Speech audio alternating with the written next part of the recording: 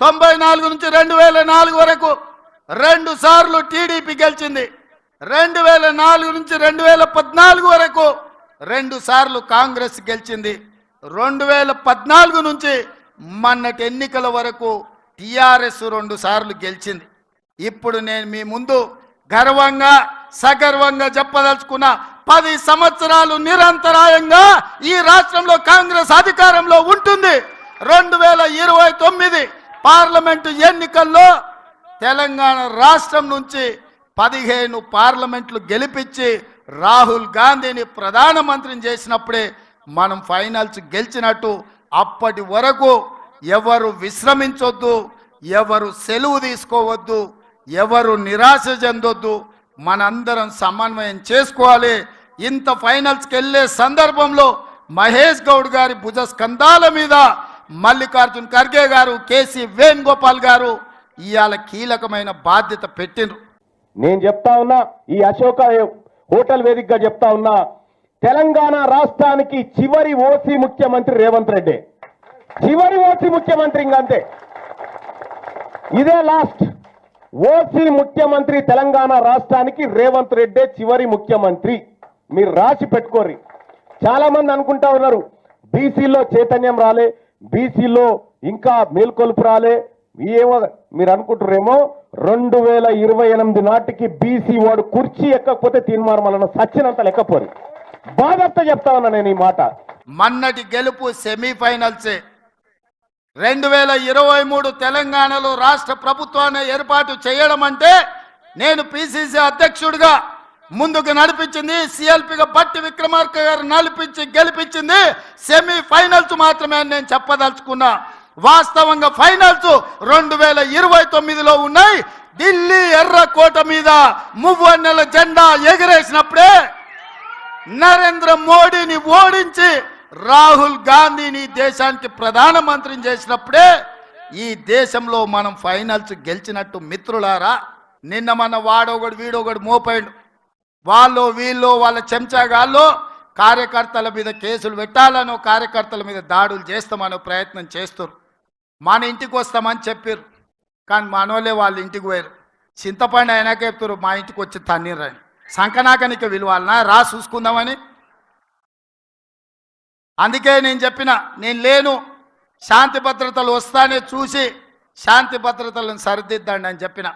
మా కార్యకర్తలు ఎవరి జోలికి పోరు, కానీ ఎవరన్నా మా జోలికి వచ్చి మా మంచితనాన్ని చేతగాని తనం అనుకుంటే చింతపండు అవుతుందని నేను చెప్పదలుచుకున్నా. మా మహేష్ గౌడ్ గారు కొంచెం సౌమ్యుడు అయి ఉండొచ్చు, కాకపోతే వెనకాల నేనున్న ఆ సంగతి మరవద్దు. ఎవరన్నా ఏదన్నా అధ్యక్షుడిగా సౌమ్యుడు వచ్చిండు, మా ఆటలు సాగుతాయి, ఊర్లలో మా ఇష్టం వచ్చినట్టు చేయొచ్చు అని ఎవరన్నా అనుకుంటుర్రేమో. నేను వెనకాలనే ఉన్న బిడ్డ.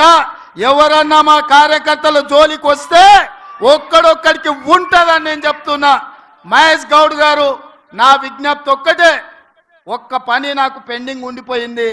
కార్యకర్తల ఎన్నికలు నేను చేయాల్సిన బాధ్యత ఈ లోపల మీకు వచ్చింది, అది మీ అదృష్టం. రాబోయే 3-4 నెలల్లో బీసీ కమిషన్ చైర్మన్గా నిరంజన్ గారిని నియమించినాం. బీసీ జనాభా లెక్కలు తీసి వాళ్లకు రావాల్సిన వాటా వాళ్ళకి ఇచ్చి సర్పంచులు, ఎంపీటీసీలు, జడ్పీటీసీలు, మున్సిపల్ కౌన్సిలర్లు, మున్సిపల్ కార్పొరేటర్లు, జిల్లా పరిషత్ చైర్మన్లు, ఎంపీపీలను చేసే బాధ్యత మన ఇద్దరి మీద ఎక్కువగా ఉన్నది.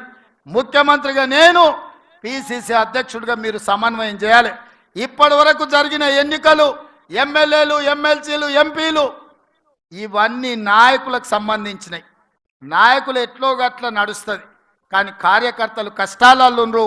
ఆ కార్యకర్తల్ని గెలిపించి వాళ్ళని సర్పంచులుగా చేయాల్సింది, ఎంపీటీసీలుగా గెలిపించాల్సింది, జడ్పీటీసీ, ఎంపీపీ, జిల్లా పరిషత్తులు చేయాల్సిన బాధ్యత మన మీద ఉన్నది. అన్నిటికంటే గురుతరమైన బాధ్యత, బరువైన బాధ్యత ఇదే.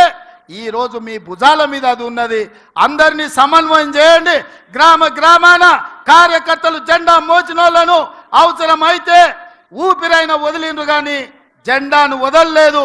భుజాలు కాయలు కాసే విధంగా కాంగ్రెస్ జెండా మోచిన కార్యకర్తల్ని గెలిపించాల్సిన బాధ్యత మన మీద ఉన్నది. వేదిక మీద ఉన్న పెద్దలందరి మీద ఉన్నది. మీ ఎన్నికలకు మా ఎన్నికల కంటే ఎక్కువ కష్టపడతా నేను. మహేష్ గౌడ్ గారు మిమ్మల్ని అందరినీ సమన్వయం చేస్తారు. మిమ్మల్ని గెలిపించుకున్నప్పుడే నిజమైన విజయం, మీరు గెలిచినప్పుడే నిజమైన కాంగ్రెస్ గెలిచినట్టు. మీ గెలుపు కోసం, స్థానిక సంస్థల ఎన్నికల కోసం వేదిక మీద ఉన్న నాయకులమందరం కూడా పునరంకితం అవుదామని తెలియజేస్తూ మీ అందరి దగ్గర సెలవు తీసుకుంటున్న మిత్రులారా, జై కాంగ్రెస్. ఫామ్ హౌస్లో వండిన ఆయన గుండెలు ఎదరాలరా నాయన, అవునా? నేను ఇక ముఖ్యమంత్రి కొన్ని ప్రసంగాలు తగ్గించాల్సి వస్తుంది. ఈరోజు ఆఖరి రోజు పిసిసి అధ్యక్షుడిగా గట్టిగా నినాదాలు ఇవ్వాలి. జై కాంగ్రెస్, జై జై కాంగ్రెస్, జై కాంగ్రెస్, జై సోనియమ్మ, జై జై సోనియమ్మ. ధన్యవాదాలు మిత్రులారా.